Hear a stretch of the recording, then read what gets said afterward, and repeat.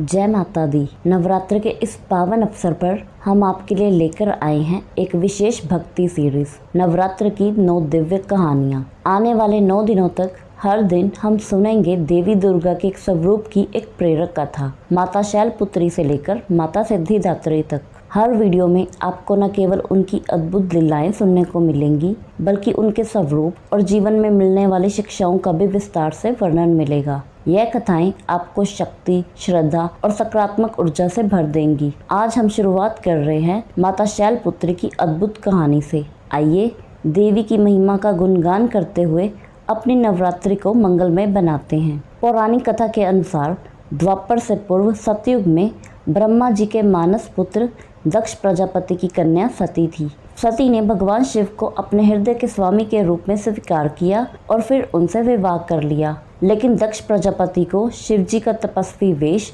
और उनका विरक्त स्वभाव बिल्कुल पसंद नहीं था, जिसके चलते वह अपनी पुत्री और भगवान शिव से नाराज रहते थे।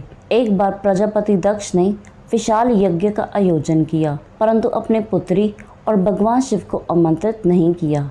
सती ने जब यह अपमान देखा तो वह दुख से व्याकुल होकर यज्ञ स्थल पर पहुंची। वहां दक्ष ने शिव जी के लिए अति अपमानजनक शब्द कहे। अपमान सहन ना कर पाने पर सती ने उसी यज्ञ अग्नि में स्वयं को समर्पित कर दिया। सती ने शिव जी को वचन दिया था कि वह फिर से जन्म लेकर उनसे पुनः मिलेंगी। अगले जन्म में वे पर्वतराज हिमालय के घर पार्वती के रूप में प्रकट हुई। पर्वत के घर जन्म लेने के कारण वह शैलपुत्री कहलाई। शैल का अर्थ है पर्वत और पुत्री का अर्थ है बेटी। बचपन से ही पार्वती जी ने भगवान शिव को पाने के लिए कठोर तपस्या प्रारंभ कर दी। उनका यह रूप भक्तों को अडिग निश्चय और भक्ति का संदेश देता है। नवरात्र के पहले दिन माता शैलपुत्री की पूजा का विशेष महत्व है। इस दिन पीले या सफ़ेद फूल अर्पित करने, गाय के दूध से बनी मिठाई का भोग लगाने और नंदी बैल का स्मरण करने का विधान है। कहते हैं कि इस दिन माता की पूजा करने से जीवन में स्थिरता आती है और कठिनाइयों को पार करने की शक्ति प्राप्त होती है। माँ शैलपुत्री का स्वरूप बेहद सौम्य है। उनके दाहिने हाथ में त्रिशूल और बाएं हाथ में कमल का फूल है। माँ शैलपुत्री का वास काशी नगर वाराणसी में माना जाता है।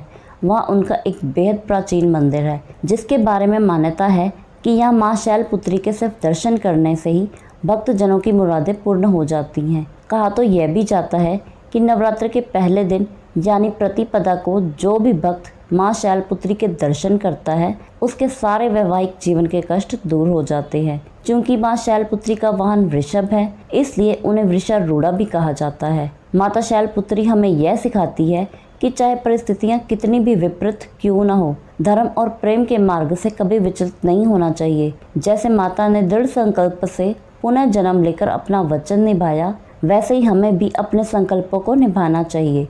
जय माता दी। यह थी माता शैलपुत्री की कथा।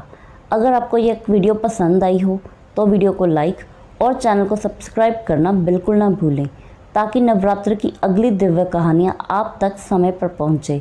कल हम सुनेंगे देवी ब्रह्मचारिणी की तपस्या और उनका अद्भुत वरदान। नवरात्र के पहले दिन माता शैलपुत्री का आशीर्वाद आप सभी के जीवन को सुख, शांति और समृद्धि से भर दे। जय माता दी।